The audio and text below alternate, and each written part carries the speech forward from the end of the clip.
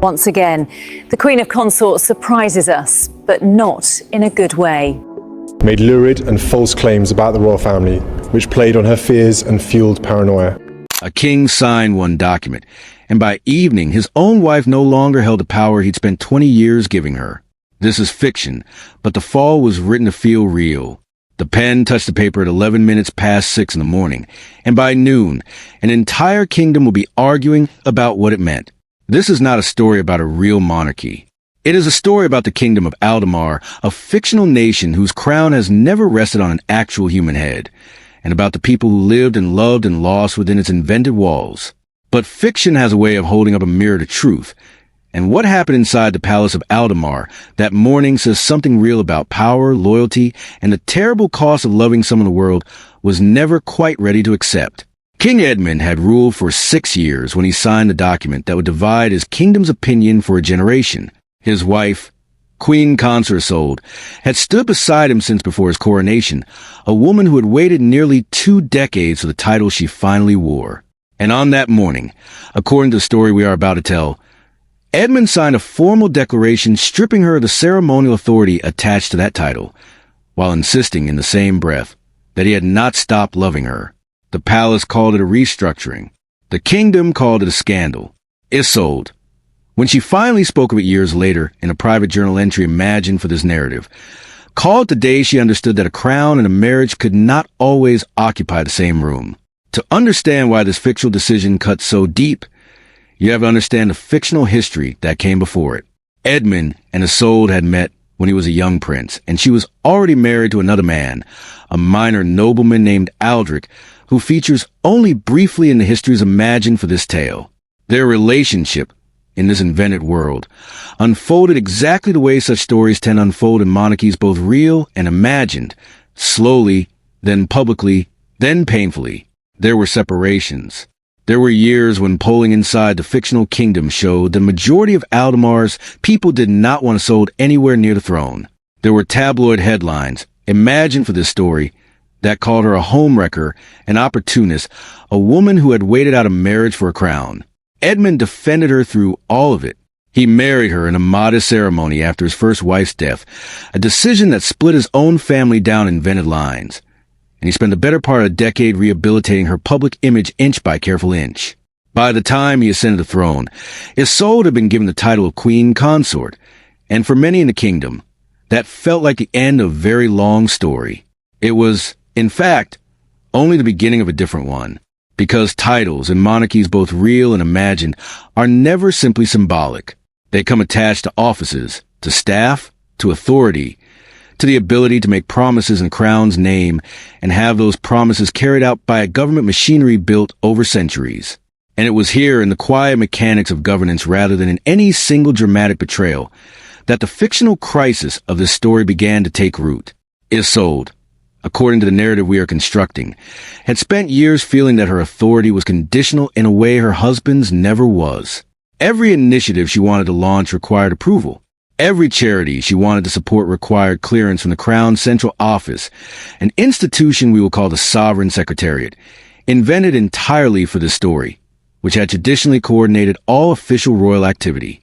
She began, quietly at first, to build a parallel structure of her own, advisors loyal specifically to her, correspondence channels that bypassed the Secretariat, promises made to charitable organizations that had not been formally reviewed by the Crown's legal office.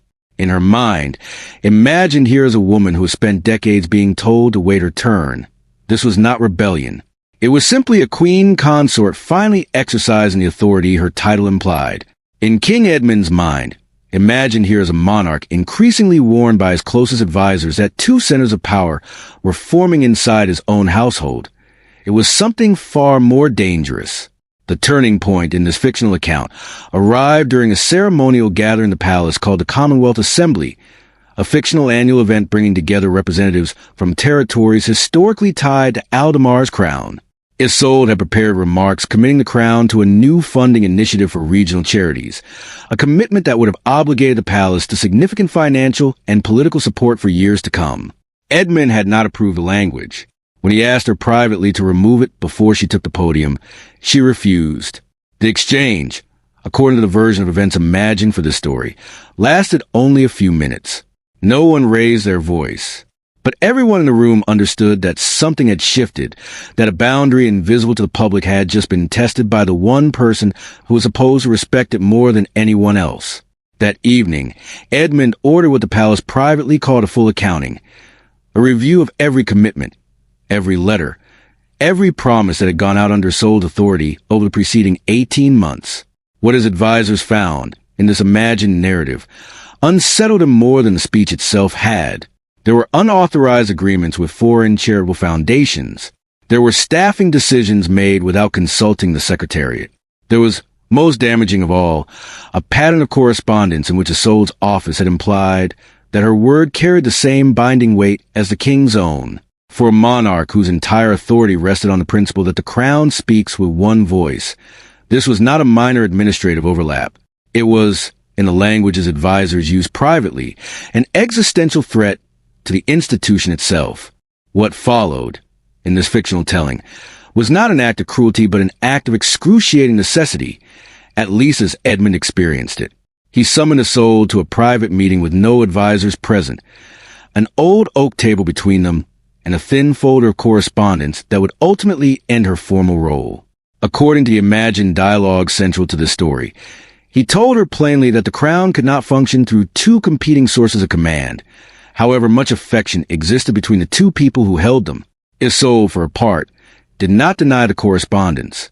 She argued instead that she had been forced into independence by a system that demanded she appear capable and decisive while denying her the actual authority to be either. She reminded him, in words that carry real emotional weight even inside an invented story, that he had once promised she would stand beside him as an equal. Edmund's answer, imagined here as the emotional center of the entire drama, was that marriage could offer loyalty and partnership, but the crown itself could never truly offer equality. Someone, in the end, has to hold the final word.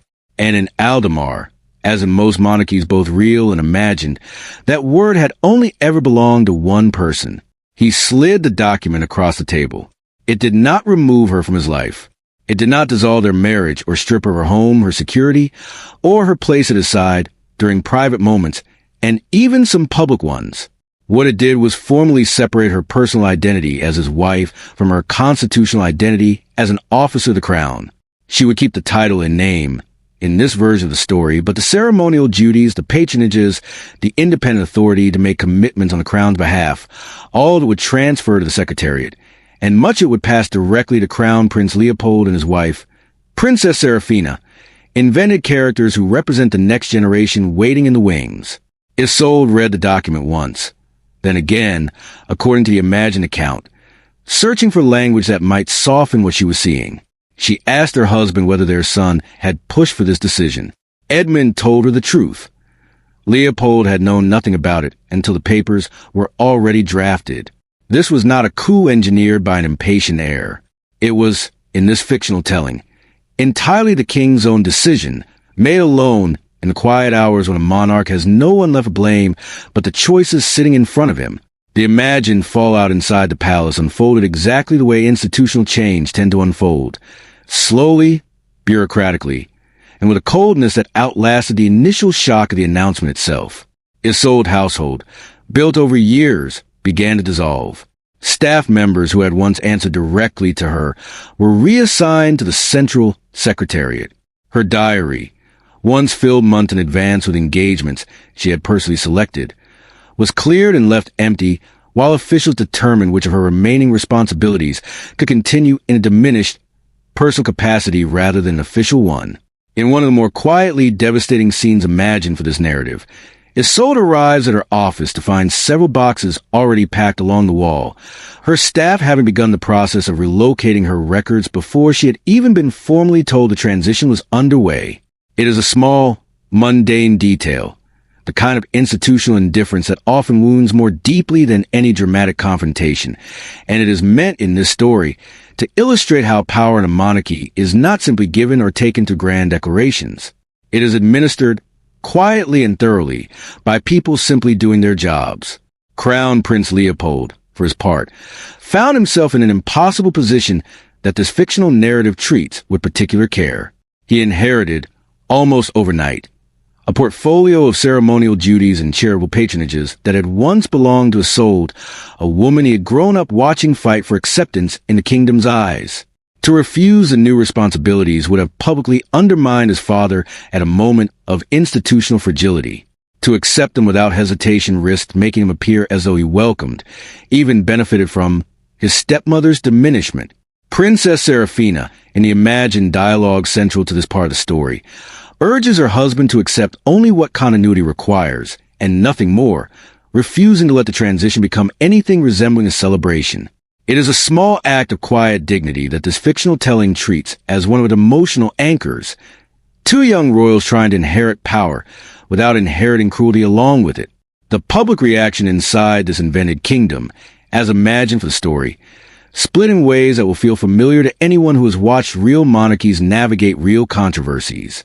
Some of Aldemar's citizens, in this telling, praise King Edmund for restoring order and discipline after what they saw as an overreach by a consort who had never been elected to hold power in the first place. Others view the decision as a public humiliation of a woman who had already spent decades earning her place, only to have it taken from her not through scandal or failure, but through the quiet redrawing of institutional lines. Newspapers in this fictional Aldemar ran competing headlines. One imagined tabloid called it the day discipline returned to the crown. Another called it the day the crown broke a promise it had spent 20 years making. Neither, in the world of this story, was entirely wrong. What makes this narrative worth telling, even as pure invention, is not the mechanics of the institutional restructuring, but the human reckoning that followed it. In the version of events imagined here, Edmund and Isolde meet a second time, days after the formal announcement, with no documents on the table and no advisors waiting outside the door. It is, in this telling, the first conversation between them in months that is not, at its core, about the crown at all. Isolde admits that her independent office had made commitments it had no real authority to make, but she frames this not as ambition, but as fear. The fear of a woman who had spent so long being told she might lose everything that she built her own fragile fortress against that possibility, only to watch that fortress become the very thing that cost the position she was trying to protect. Edmund, in turn, admits something he had never said aloud to her before, that in his effort to defend her title publicly, he had failed to notice the private insecurity driving the very behavior that eventually forced his hand. He tells her, in the emotional center of this fictional drama, that he had protected the office she held without ever truly protecting the woman inside it. It is here that the story asks its central, imagined question, one that echoes far beyond any single invented kingdom. Can love survive the redistribution of power between two people who once believed they would share it equally?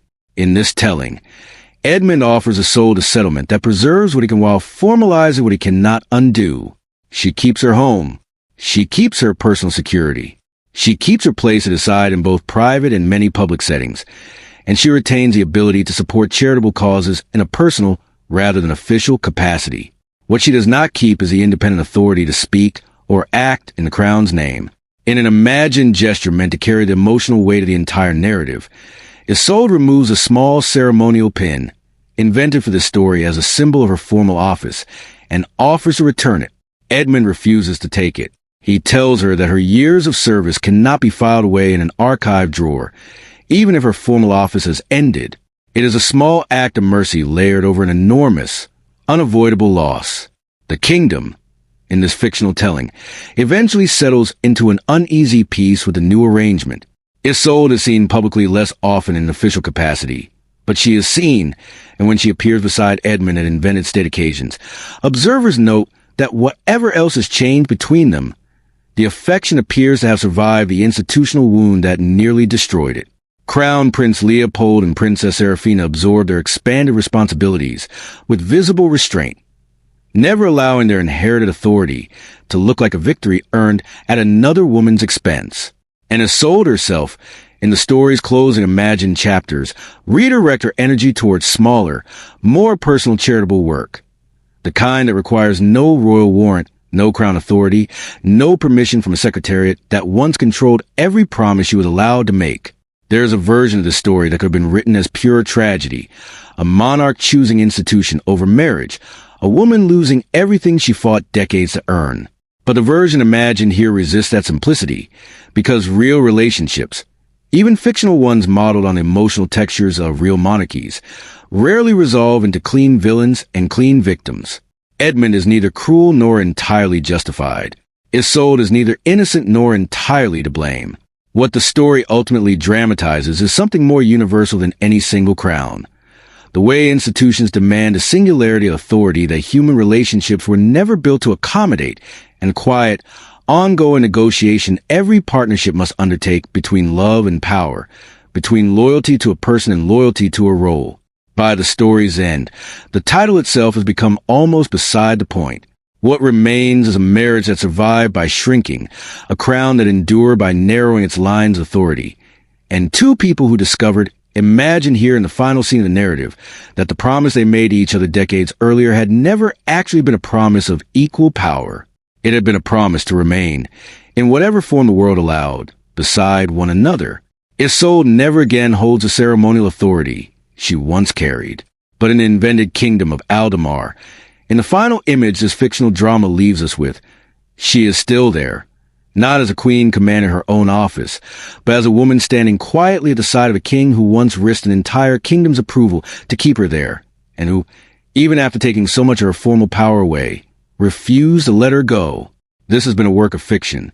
The kingdom of Aldemar, King Edmund, Queen Consort Isolde, Crown Prince Leopold, and Princess Serafina exist only within this story. Any emotional resonance you felt while listening was drawn from universal themes of love, power, and institutional pressure, not from any real royal family, living or otherwise. There was a woman inside the palace of Aldemar who understood the cost of that mourning better than almost anyone, and she is worth pausing on, because her story, entirely invented for this narrative, reveals something the headlines never could. Her name, in this fictional telling, was Marguerite, and for 11 years she had served as Isolde's private secretary, the quiet architect behind many of the very commitments that had triggered the crisis. Marguerite had joined Isolde's household when Isolde was still a controversial figure, more tolerated than embraced, and she had watched her employer transform from a woman the kingdom distrusted into one it had, however reluctantly, begun to accept. It was Marguerite, in this imagined account, who had first suggested that Isolde's office begin operating with greater independence from the sovereign secretariat, arguing that a queen consort who constantly deferred to central approval would never be seen as anything more than ornamental. It was, in hindsight, advice born of loyalty rather than malice, but it was advice that ultimately placed Isolde on a collision course with the one authority in the kingdom she could not outmaneuver. When the restructuring began, Marguerite was among the first offered reassignment to the Central Secretariat, a role that would have preserved her career, while formally erasing the office she had spent over a decade building. In a scene imagined specifically for this expanded telling, she requests one final meeting with Isolde before deciding whether to accept the transfer. The two women sit together in an office already half emptied of its files, and Marguerite offers something rare in this story, not comfort, but honesty. She tells Isolde that she believed the independence they built together was necessary, that a queen who cannot act is barely a queen at all. But she also admits that she underestimated how fiercely the crown would defend its singular authority once that independence began to look like defiance. Isolde listens without interrupting, and when Marguerite finishes, she tells her old secretary that she does not blame her, because the fault, if there was one, belonged to a system that had asked her to be capable without ever being willing to make her powerful. It is one of the few moments in the story where Isolde speaks not as a wounded wife, but as a woman who has begun, however painfully, to understand the architecture of the institution that shaped her downfall. Marguerite ultimately declines the transfer. In this fictional account, she leaves royal service altogether, choosing instead to help Isolde establish the smaller, independent charitable foundation that becomes central to the final chapters of the story. It is a quiet act of loyalty that costs Marguerite the prestige of continued palace employment, and the narrative treats it as a deliberate counterweight to the colder, more transactional restructuring happening everywhere else inside the palace walls. Not every relationship in this invented kingdom bent entirely to the logic of power. Some, the story suggests, remain loyal simply because loyalty was the only thing left worth protecting. Meanwhile, the diplomatic consequences of the announcement rippled outward in ways the palace had not fully anticipated, and this expanded telling gives space to that wider disruption. Several of the foreign charitable partnerships Isolde had personally cultivated, arrangements with relief organizations in territories the fictional kingdom maintained long historical ties with, now found themselves without a clear point of contact. Ambassadors from 3 invented neighboring states sent formal inquiries to the sovereign secretariat asking whether commitments made under Isolde's authority would still be honored now that her office had been dissolved. The secretariat, caught in the delicate position of honoring the king's restructuring without appearing to abandon international obligations, spent weeks quietly renegotiating agreements that had once been sealed with nothing more than Isolde's signature and her word. It was, in this imagined account, one of the clearest illustrations of just how much informal power had flowed through her office before the crisis, and how difficult it proved to formally contain something that had grown, for years, almost entirely on trust and personal relationships rather than institutional process. King Edmund, watching this unfold from behind the closed doors of his private study, found himself confronting an uncomfortable truth that this expanded narrative allows him to sit with. The very independence that had forced his hand was also the reason so much good work had gotten done in years before the crisis.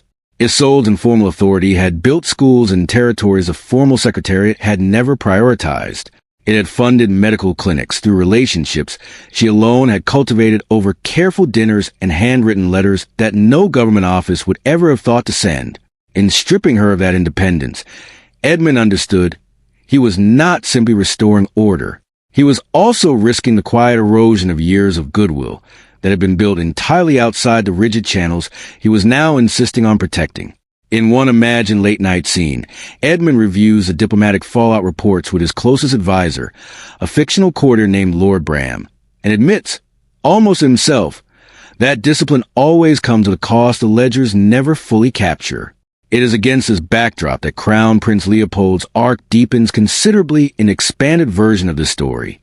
Having inherited a portion of Isolde's ceremonial responsibilities, Leopold discovers that many of the charitable partnerships now technically under his authority were built on relationships he does not actually have. Foreign officials who had grown used corresponding directly with Isolde find themselves redirected to a young prince they had met only briefly at formal functions. In one particularly telling imagined scene, Leopold attends a video conference with representatives from a relief organization in a war-affected territory, only to realize partway through that he does not know the names of the regional coordinators Isolde had worked with for years. He ends the call, sits alone in his office for several minutes, and then does something the palace protocol technically discourages. He telephones Isolde directly, without going through any formal channel, and asks for her help navigating a partnership that officially no longer belongs to her at all, built a formal place for the kind of work she was doing. Leopold has no answer for her, only the quiet recognition that his father's solution, however necessary it might have been for the health of the crown, had not actually solved the underlying tension at all. It had simply relocated it. The expanded narrative also returns, in its closing movements, to the image of the kingdom's public response, deepening it beyond the initial split headlines. Months after the announcement, an invented independent research group conducts a survey across Aldemar asking citizens whether they believe the king's decision had been fair. The results, imagined for this story, are almost evenly divided, but what proves more revealing is the open commentary attached to the survey. Many respondents express something more complicated than simple approval or disapproval, a kind of weary recognition that institutions often demand sacrifices from the people who serve them most faithfully, and that Isolde's fall, whatever its justifications, felt like a familiar story dressed in royal clothing.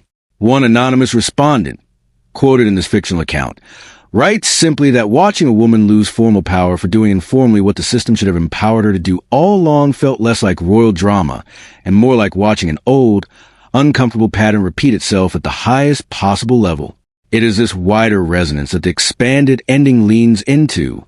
Isolde's foundation, built with Marguerite's help in the months following the restructuring, grows slowly but steadily, operating entirely outside royal warrant and answering to no secretariat. It cannot carry the crown's financial weight or its diplomatic reach, but it carries something the formal office never fully allowed her, the freedom to act without asking permission first.